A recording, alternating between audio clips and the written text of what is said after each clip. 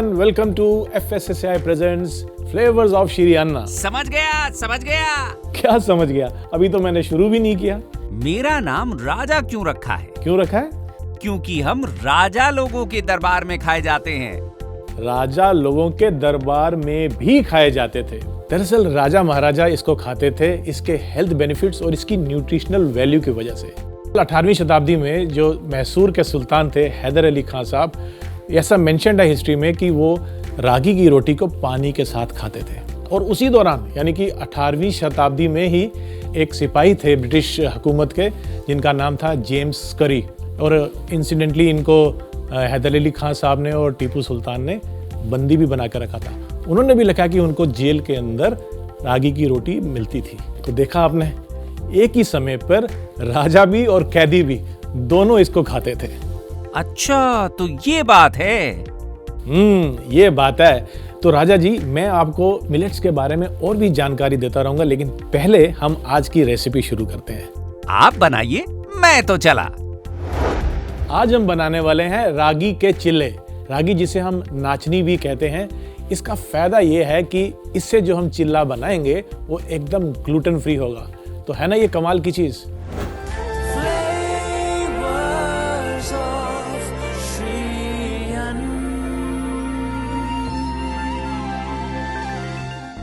इसके लिए सबसे पहले हम बैटर तैयार करते हैं, और बैटर बनाने के लिए मैं लूंगा रागी का फ्लावर। एक बड़े से बोल में इसको डाल लेते हैं। तो यहाँ पर हमने लिया रागी का फ्लावर। अब इसमें हमने ये करना है कि जितना हमने रागी का फ्लावर लिया है यानी कि नाचनी का आटा लिया है, उसी मात्रा में हम लेंगे बेसन भी। तो ये हम इसमें बेसन भी मिला लेते हैं।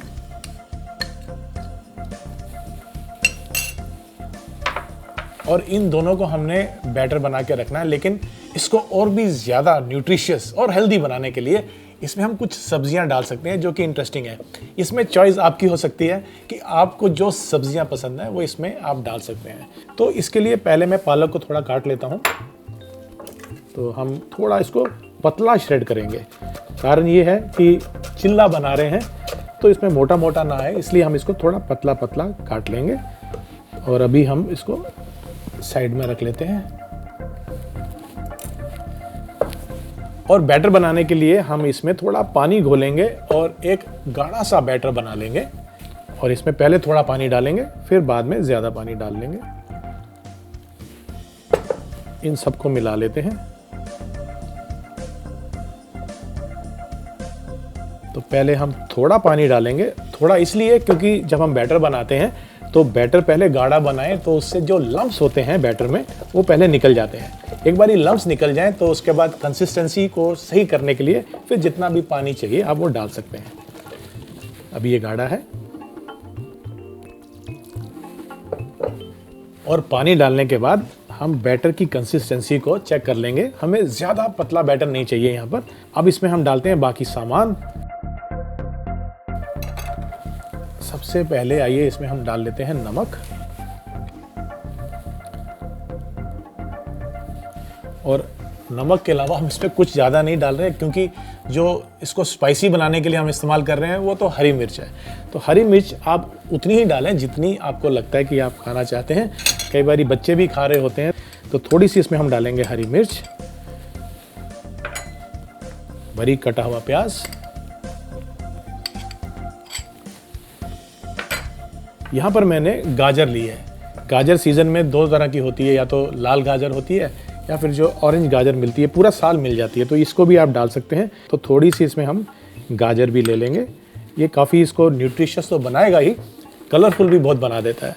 अब जो हमने पालक श्रेड करी थी वो भी इसमें मिला लेते हैं। और इसमें डालने के बाद और इसमें डालेंगे हम बारीक कटा हुआ हरा धनिया। और अब तमाम चीज़ों को हम मिक्स कर लेते हैं।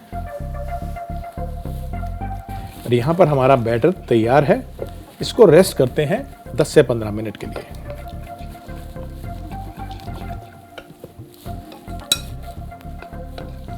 तो सबसे पहले हम पैन गरम कर लेते हैं। तो मैं लेता हूँ एक फ्राई पैन और इसको गरम कर लेते हैं। और इसमें डालूंगा मैं थोड़ा सा ऑयल।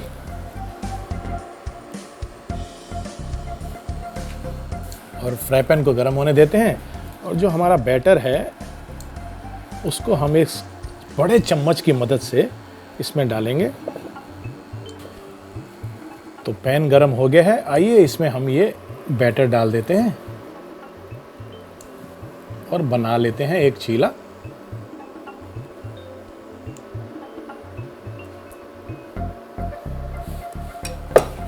चीले को हमने धीमी आंच पर पकाना है, यानी कि जो इसकी हीट है वो हमने मीडियम रखनी है।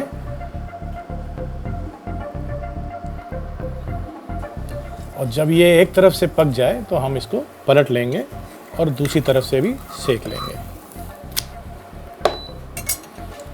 तो इसको हमने दोनों तरफ से सेक लेना है, पलट के भी इसको। जब ये इवनली कलरिंग आ जाए इसके ऊपर कुकिंग की, बस तब तक के लिए हमने इसको पकाना है।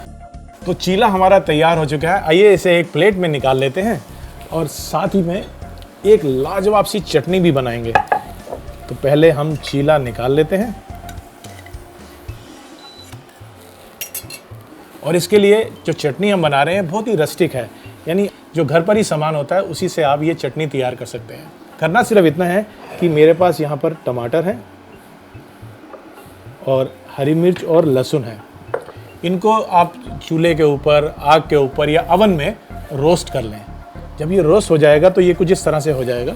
और करना सिर्फ इतना है कि इसको आपने मिक्सी में पीस लेना है। और ये जो टमाटर है इसको हम 1 के 2 हिस्से कर लेंगे, ये भी इसमें डाल लेते हैं और साथ ही में ये लहसुन भी इसमें डाल लेते हैं। इसमें आपने कोई पानी ऐड नहीं करना है।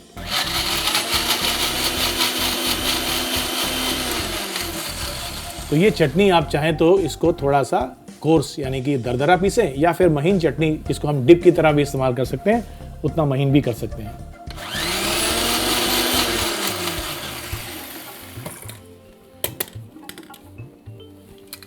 तो चटनी में हम डालेंगे थोड़ा सा नमक और आप चाहें तो इसमें थोड़ी सी लाल मिर्च भी डाल सकते हैं यदि आपको ये कलर इसका रेड चाहिए ज़्यादा।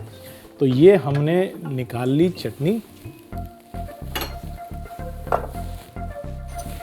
और इसको ट्रांसफ़र कर लेते हैं हम एक बोल में।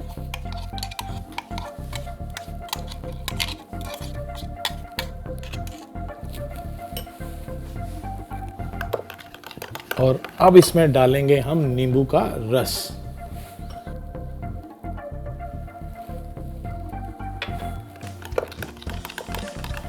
तो ये हमारी चटनी तैयार है। इसको हम यहाँ पर लगाएंगे एक बोल में।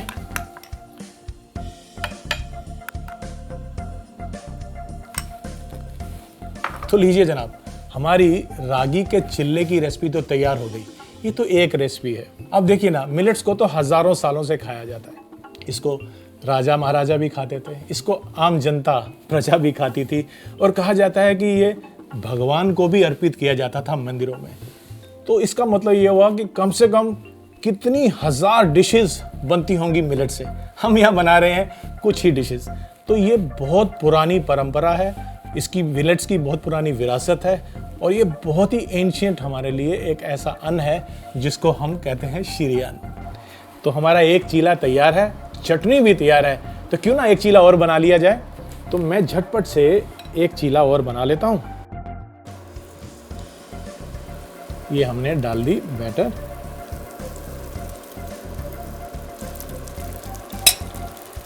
जब ये एक तरफ से पक जाएगा, वैसे ही जैसे हमने पहला चीला बनाया था, इसको भी हम दोनों तरफ से सेक लेंगे।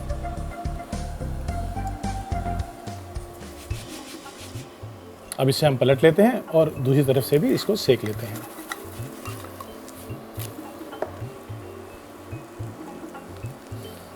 आइए अब इसको निकाल लेते हैं प्लेट में।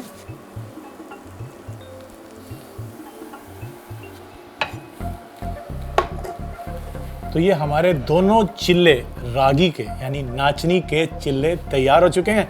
इसके साथ हमने भुने हुए टमाटर की चटनी बनाई है। हमारे इस प्रोग्राम में जो डिश बनाई जाती है उसे खाने का रिवाज है। बिल्कुल, तो वही तो मैं करने जा रहा हूं। तो मैं इसको जब तक खाता हूं, आप देखिए इसका रिकैप। रागी चीला बनाने के लिए सबसे पहले एक बाउल में आधा कप रागी का आटा, आधा कप बेसन डालें। फिर पालक को पतला पतला काट के रख लें। अब रागी और बेसन के मिक्सचर में थोड़ा थोड़ा पानी डाल के मिलाते रहें। फिर इसमें नमक, हरी मिर्च, बारीक कटा प्याज, गाजर, पालक और हरा धनिया डाल के अच्छे से मिला के बैटर बना लें और इसे 10 से 15 मिनट के लिए रख दें। अब एक पैन में थोड़ा सा तेल डालें और बड़े चम्मच की मदद से बैटर को पैन में डालें और चीले को एक तरफ से पकने के बाद इसे पलट लें और दूसरी तरफ से भी अच्छी तरह से पका लें। अब चटनी बनाने के लिए रोस्टेड टमाटर, हरी मिर्च और लहसुन को मिक्सी में डाल के पीस लें। इसमें नमक डाल के इसे एक बाउल में निकाल लें और इसके ऊपर से नींबू का रस डालें। चीले को प्लेट में डालें। टमाटर की चटनी के साथ इसे गर्मा गर्म परोसें।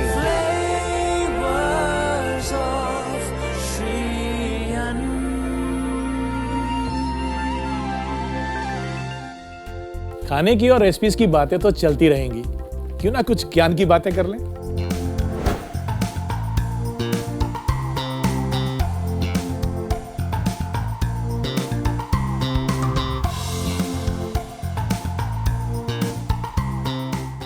चलिए आज आपको हम रागी के हेल्थ बेनिफिट्स के साथ साथ एंशिएंट ट्रेडिशन से इसका कैसा वास्ता रहा है उसके बारे में बताते हैं। आंध्र प्रदेश में आज भी नगुला चावती, जो कि दिवाली के 4 दिन बाद पड़ती है, उस दिन रागी की एक डिश बनाकर नाग देवता को उसको चढ़ाया जाता है। आंध्र प्रदेश में ही दिवाली के बाद पैनकेक बनाकर खाने का एक रिवाज है।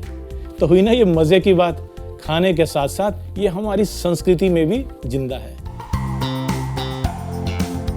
FSSAI presents flavours of Shri अन्न में मिलते हैं ब्रेक के उस पार एक और नई रेसिपी के साथ।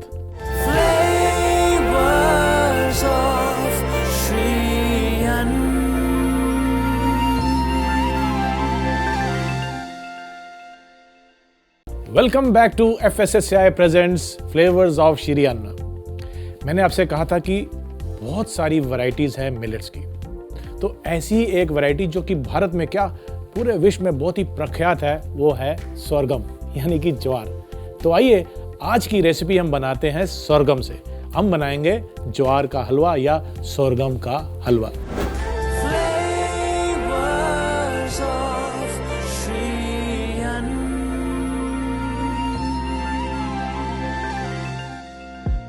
आप सोच रहे होंगे कि सोरगम क्यों? देखिए, हलवा हम बनाते हैं कई ओकेजन पे बनाते हैं, खास तौर पे धार्मिक कारणों से या घर में कुछ मीठा खाना हो तो खुशी के मौके पर यह हलवा जरूर बनता है। अब हम भी क्योंकि मिलेट्स को सेलिब्रेट कर रहे हैं, इस खुशी में बनाते हैं हम सोरगम का यानी कि ज्वार का हलवा। इसके लिए मुझे कुछ सामान चाहिए, जिसमें से नट्स बहुत इंपॉर्टेंट चीज़ है। हलवे का टेक्सचर बड़ा स्मूथ होता है, ऐसे में जब बीच बीच में नट्स आते हैं, बादाम, काजू, पिस्ता, तो इसकी रिचनेस तो बढ़ती ही है, लेकिन स्वाद में भी जब ये क्रंच आता है, लाजवाब हो जाता है हमारा ये सोरगम का हलवा। तो मैंने यहाँ पे कुछ बादाम को ब्लांच किया हुआ है। ब्लांच का मतलब ये है कि मैंने गुनगुने पानी में इसको 2 मिनट के लिए रखा और उसके बाद निकाल के इसको मैंने छिलका उतार लिया। इसका छिलका उतारने के बाद हमने इसको लंबा लंबा काटना है। आप चाहें तो इसको अपने मनपसंद तरीके से चॉप भी कर सकते हैं, लेकिन हम क्या करते हैं, इसको हम थोड़ा लंबाई में काट लेते हैं। तो ये हम ले लेते हैं बादाम और इनको लंबा लंबा इस तरह से काट लेते हैं। और इसको सजाने के लिए आप और भी नट्स का इस्तेमाल कर सकते हैं। तो पिस्ता भी है हमारे पास, उसको आप ऐसे ड्राई भी डाल सकते हैं। ये लीजिए, इसके बाद हम पिस्ते को भी काट लेते हैं। और अब बारी आती है बादाम के बाद पिस्ते की। मैंने तो पिस्ते को भी ब्लांच ही कर लिया था। इसमें बादाम को इसमें निकाल लेते हैं। अब पिस्ता ले लेते हैं और इसको भी हम उसी तरीके से लंबा लंबा काट लेंगे।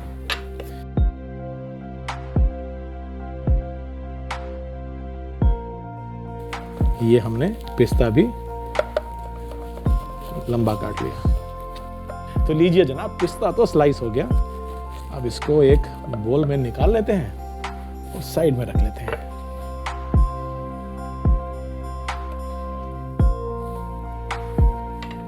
तो चलिए शुभ कार्यों में बनाए जाने वाले हलवे का हम शुभारंभ करते हैं। और सबसे पहले हम एक पैन या आप चाहें तो छोटी कढ़ाई, उसको गर्म कर लेते हैं और उसमें देसी घी डालेंगे। जी हाँ, हम देसी घी का इस्तेमाल कर रहे हैं क्योंकि कहा जाता है कि जो मिलेट्स है ना ये थोड़े से ड्राई होता है। हालांकि इसकी तासीर ठंडी है, लेकिन फिर भी इसको खुश्क होने की वजह से इसमें घी का इस्तेमाल होता है। इवन आप ज्वार की रोटी भी बनाते हैं तो उसके साथ आप घी या मक्खन देते हैं ना, वो इसलिए ताकि वो तर रहे और उसकी जो खुश्कपन है उसको हम थोड़ा कंपनसेट कर सकें। तो सबसे पहले हम इसमें डालेंगे घी।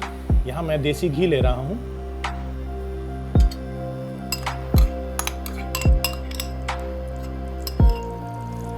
और घी के गर्म होते ही इसमें हम ये ज्वार का जो आटा है ये इसमें मिला देंगे। और जैसे ही हम ज्वार का आटा डालेंगे थोड़ी देर के लिए तो ये मिक्सर थोड़ा गाढ़ा हो जाता है, लेकिन बाद में ये अपने आप धीरे धीरे थोड़ा लूज हो जाता है जैसे जैसे हम भूनेंगे।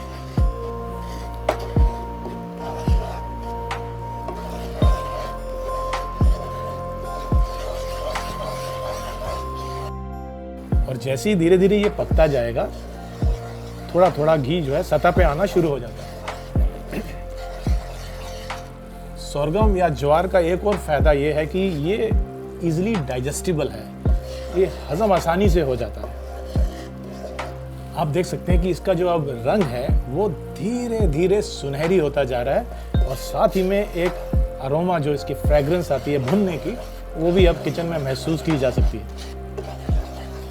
लाइट ब्राउन हो गया। इसमें हम इस स्टेज पे थोड़े से नट्स डाल सकते हैं जो साथ साथ भुनते भी रहेंगे। तो इसमें मैं लंबे कटे हुए थोड़े से बादाम डाल रहा हूँ।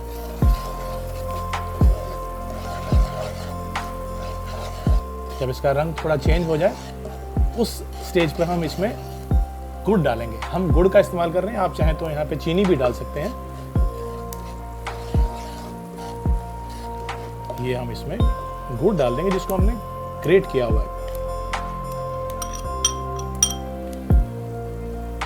धीरे धीरे जो गुड़ है वो पिघलना शुरू हो जाएगा और एक बॉडी मिलने शुरू हो जाएगी हलवे को।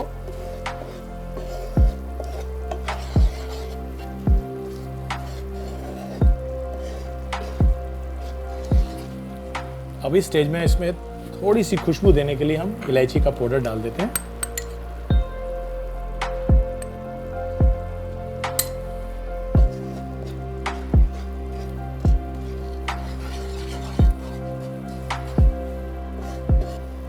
इसका इंडिकेशन ये है कि जब घी और भी ज़्यादा धीरे धीरे छोड़ने लगे, सतह के ऊपर आने लगे, तो ये भुन चुका है और खुशबू तो बता ही रही है कि ये भुन गया है।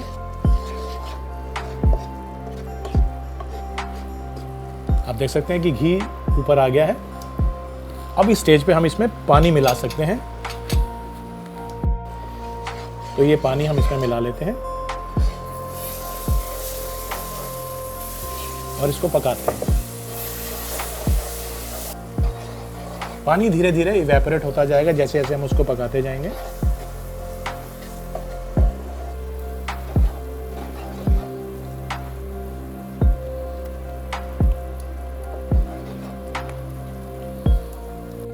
तो लीजिए, हमारा सोरगम हलवा तैयार हो चुका है। अब इसको सर्व करते हैं।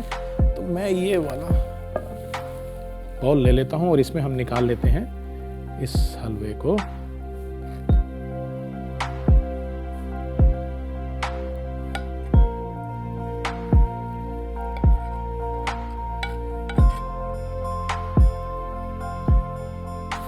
और इसमें डालने के बाद अब बारी आती है इसको और बेहतर सजाने की। तो यहाँ पर मैं ले लेता हूँ थोड़ा सा पिस्ता और इसके ऊपर डाल लेता हूँ। मैं थोड़ा सा डाल रहा हूँ, आप भरपूर भी डाल सकते हैं। बेहतर यही होगा कि इसके अंदर काफ़ी नट्स भी हों, जो कि बहुत अच्छा लगता है जब आप खाते हैं हलवे को। और थोड़े से बादाम से भी मैं इसको सजा देता हूँ। ये लीजिए। तो लीजिए जनाब, हमारा सोरगम यानी कि ज्वार का हलवा तैयार हो चुका है। ये जरूर राजा महाराजाओं की डिश रही होगी। ऑफ कोर्स, राजा भी खाते थे और प्रजा भी खाती थी, और अब मैं खाने जा रहा हूँ। जब तक मैं इसको चखता हूँ, आप देखिए इसका रिकैप। ज्वार का हलवा बनाने के लिए सबसे पहले बादाम को कुछ देर के लिए गुनगुने पानी में रखकर इसके छिलके उतार लें। अब बादाम और पिस्ता को लंबा लंबा काट लें। फिर एक गरम पैन में आधा कप घी डालें। फिर इसमें आधा कप ज्वार का आटा डालकर अच्छे से मिला लें। अब इसमें बादाम डालकर भूने और हलवे के सुनहरे होने पर इसमें ग्रेटेड गुड़ डालकर इसे और अच्छे से मिला लें। पकने के बाद इसमें इलायची का पाउडर डालें। अब इसमें आधा गिलास पानी डालें और लगातार चलाएं। ज्वार का हलवा तैयार होने पर एक बाउल में हलवे को निकाल लें और ऊपर से इसमें पिस्ता और बादाम डाल के गर्मा गर्म परोसें।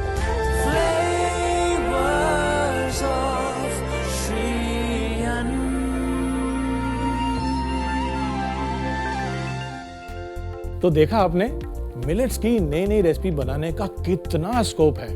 आप भी घर पे मिलेट्स की नई नई रेसिपी को ट्राई करते रहें, एक्सपेरिमेंट करते रहें। ना जाने किस दिन कोई ऐसी रेसिपी बन जाए जिसे राजा और महाराजा खाया करते थे। अगले एपिसोड में मिलेट की एक और रेसिपी के साथ फिर से हाजिर होंगे। तब तक के लिए नमस्कार। मैं आपको बता दूं, आप टेक 2